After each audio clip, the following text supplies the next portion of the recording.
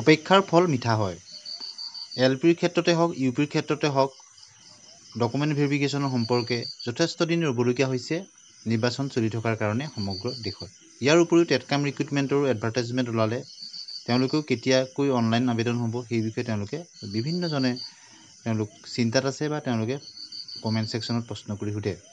ইয়াৰ উপৰিও আছাম ডাইৰেক্ট ৰিক্ৰুটমেণ্টৰো আপোনালোকে নিশ্চয় জানে তাৰো পৰীক্ষা হ'বলৈ বাকী আছে। আছাম পুলিচৰো হ'বলৈ আছে।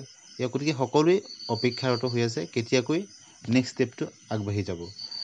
এতিয়া কেৱল মাত্ৰ LP UPসকল যিসকলে আবেদন কৰিছে তেওঁলোকেই নহয়, ইয়াৰ লগতে আছে টেটকাম ৰিক্ৰুটমেণ্টৰ যিসকল তেওঁলোকেও অপেক্ষা কৰি আছে, আছাম পুলিচৰখিনি আছে, ADREখিনি আছে গ্ৰেড 3 গ্ৰেড 4 সকলোৱে অপেক্ষাৰত হৈ আছে।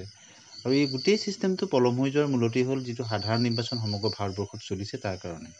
গতিকে এই নিৰ্বাচনৰ ফলাফল যেতিয়া 4 জুনত ঘোষণা কৰিব তাৰপিছতে নিশ্চয় এই সকলোখিনি দিশত ষ্টেপ বাই ষ্টেপ অসম চৰকাৰে আগবঢ়াব। ইয়াৰ যদি আগৰ বছৰবিলাক আপোনালোকে নিশ্চয় দেখে অসম চৰকাৰে এটা ছিষ্টেমেটিক পদ্ধতিগতভাৱে কামখিনি আগবঢ়াই নিয়ে। গতিকে এতিয়া আশা কৰা হৈছে যে প্ৰথমে হয়তো LP আৰু UPৰ ক্ষেত্ৰত এটা খবৰ আহিব পাৰে ডকুমেণ্ট ভেৰিফিকেশ্যনৰ, তাৰ লগতেই টেটকাম ৰিক্ৰুটমেণ্টৰ কথা আছে আৰু লগে লগে আছাম পুলিচ আৰু ADREৰো খবৰ ওলোৱাৰ পূৰ্ণ সম্ভাৱনা আছে।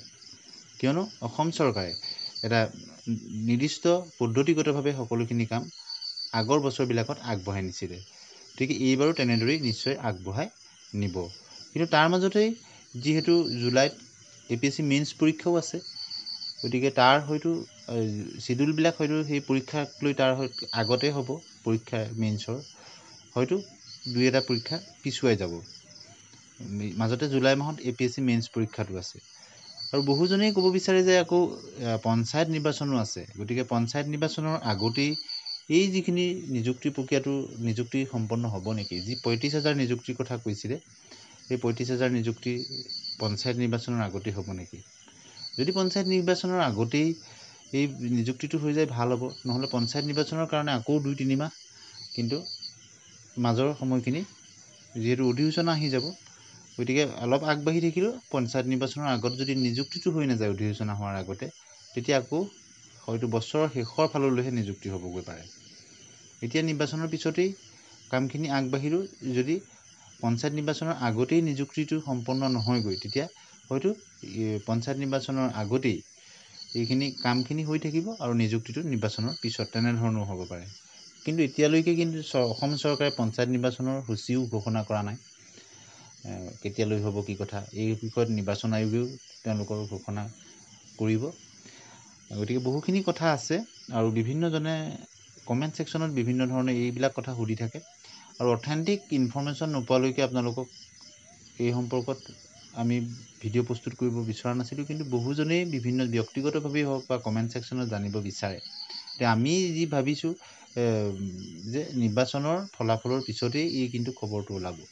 আৰু বহুতে ভাবে যে NIS DLEDৰ যি কেছ চলি আছে তাৰ কাৰণে কিবা দেৰি হৈছে নেকি, বা SCRT ODLৰ যিটো কেছ চলি আছে তাৰ কাৰণে কিবা দেৰি হৈছে নেকি। এনেধৰণৰ কিন্তু কোনো অথেণ্টিক খবৰ নাই।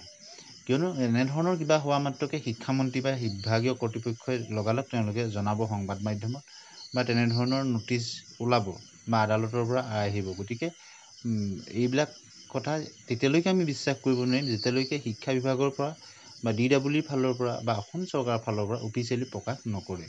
গতিকে মূলতঃ পলম হোৱাৰ এটাই মাত্ৰ আমি কাৰণ বুলি ক'ব পাৰোঁ যে যিহেতু নিৰ্বাচন বিধি চলি আছে আৰু 4 তাৰিখৰ পিছত ই সম্পূৰ্ণৰূপে নোহোৱা হৈ যাব আৰু তাৰপিছত অসম চৰকাৰে খুব সুন্দৰভাৱে পদ্ধতিগতভাৱে ইয়াক আগবঢ়াই লৈ যাব।